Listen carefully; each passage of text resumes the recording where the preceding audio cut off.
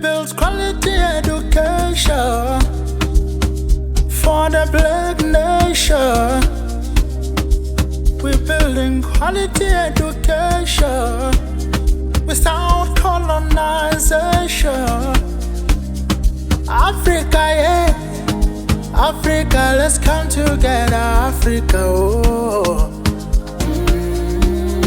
Africa, yeah, Africa, let's come together, Africa, oh.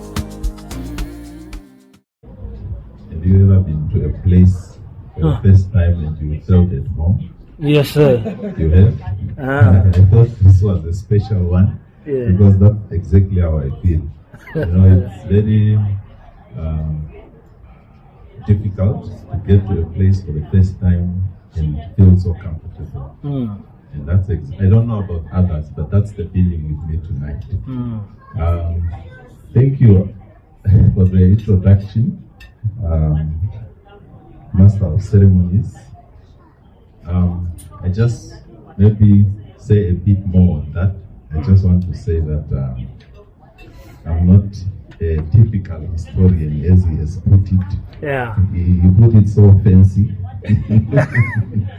I couldn't consider myself as such. Nevertheless, I've written, I've published in terms of history and land issues in Namibia, and literature as well, just pertaining to language in particular. So, in essence, yes, I'm a historian, but today I would like, it's an honor to be titled as such, and I will take it. Yes. President of PASETA Africa, President of PASETA Namibia, representatives from organizations that are invited, ladies and gentlemen, good evening.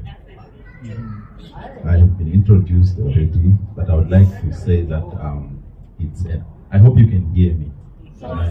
This is how I speak, unfortunately. Yes.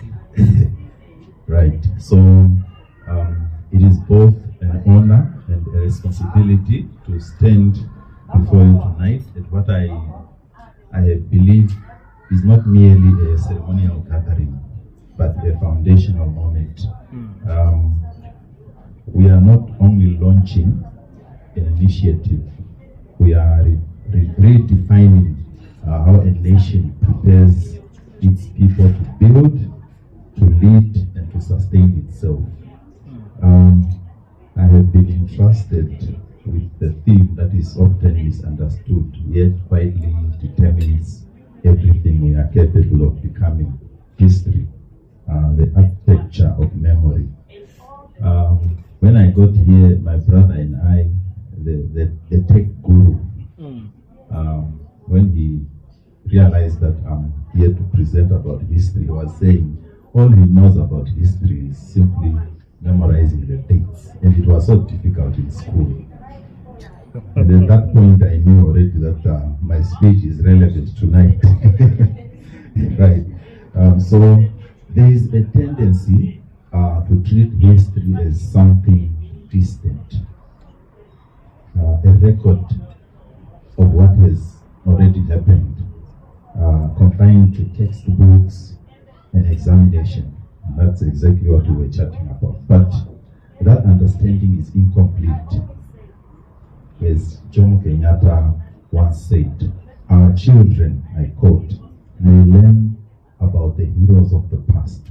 Our task is to make ourselves architects of the future. In a sense, we are creating history even now at this present moment. That is what is fascinating about history. What we are doing here tonight is under record. So let us not look at history as something of the past. Even in your family, you are creating history wherever you are. Right? So history is not behind us. It is beneath us. It is the invisible structure shaping how nations understand land, organize economies, distribute opportunity. That is how relevant history is. If we misunderstand history, we do not simply lose memory. We risk misdesigning the future. In Namibia, history is not abstract. It lives within our institutions, our policies, and our economic structures. It is reflected in how land is administered, how industries evolve, and how participation takes shape. So to speak of history in this context is not to assign blame or create division. It is to recognize that every nation inherits systems. That was emphasized earlier, systems. So every nation inherits systems. And that progress depends on how wisely those systems are understood and transformed. Land, in particular, is more than a resource. It is a foundation of protection, identity, and long-term stability. But its true power lies not only in ownership, it lies in how it is integrated into systems of productivity, education, and economic participation. The real question is not simply who owns the land, but how land becomes part of a system that creates sustainable value for the entire nation. Without that system perspective, even well-intentioned efforts can fall short of lasting transformation. There are consequences when people do not understand their history. When history is not understood, nations repeat the patterns they do not recognize. When history is ignored, policies are designed without context. When history is reduced to memorization, leadership is exercised without depth. A society that does not understand how its systems were formed may participate in structures it does not control. As you might be aware, we have learned in the context of Namibia that in the nation's effort to equalize in terms of land, land was distributed to those that were called marginalized, so to speak. And many of such farms and land stopped production. So that's why we are emphasizing, it's not about who owns it, it's about what you can do with it. History, when properly understood, prevents this. It gives direction, it allows nations to act without intention, with intention rather than reaction. This is why the role of the historian must evolve. The historian cannot remain only a recorder of events. Historians must become architects, someone who interprets the past to inform the design of future systems. This means translating memory into policy, and legacy into economic frameworks, and past constraints into future possibilities. It requires asking not only what happened, but what structures did it create, and how must we redesign them. Don't worry, I'm not too far, but I'm still going. This is where the strength of PASETA becomes clear. Its brilliance lies in integration. History is not taught in isolation. It is connected to agriculture, economics, technology, and discipline, forming a unified system of understanding. When history is connected to agriculture, land becomes productive. When history is connected to economics, value is structured and sustained. When history is connected to technology, systems are scaled and modernized. And when all of this is guided by discipline, what is built can be protected. This is how nations move from participation to ownership. And that is what PASETA, that is what PASETA approaches the world. We have been asked a powerful question. If history is treated not merely as memory, but as infrastructure, how might Namibia redesign its relationship with land, education, and industry by 2045? The answer lies in how we prepare the next generation. By 2045, Namibia must not only create and increase access to opportunity, it must increase the number of individuals who understand how systems work, who can design them, manage them, and sustain them. It requires education that is rooted in context, connected to reality, and aligned with national development. When we speak of our ancestors, we do so with both respect and responsibility.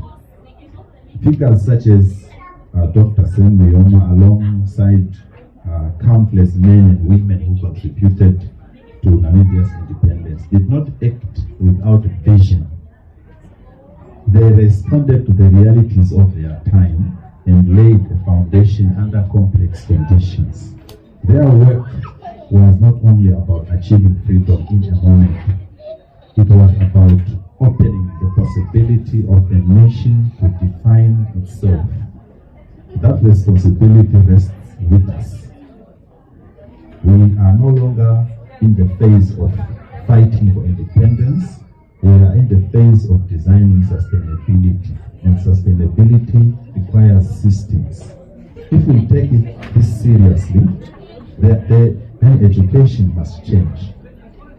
History must not be taught as memorization. It must be taught as context for decision making, as a tool for understanding power, and a framework for designing systems. The young Namibian must be able to look at land, markets, and technology and understand not only what they are, but how they came to be and how they can be transformed. This is how we produce not only graduates, but architects.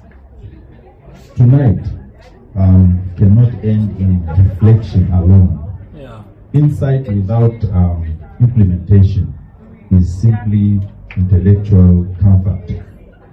We must integrate these disciplines early, align education with systems, build partnerships across sectors, and commit to continuity, because systems are not built in moments. They are built over time with discipline. In closing, history is not something we carry, it is something we use. It is not a burden of the past, but a tool for the future. If we engage with it correctly, it will not divide us, it will guide us. It will allow us to build systems that are informed, inclusive, and sustainable. For PASETA Namibia, it is more than a launch, it is a blueprint. And to all of us gathered here tonight, the responsibility is very clear. We must not only remember history, we must use it to design the future. I thank you.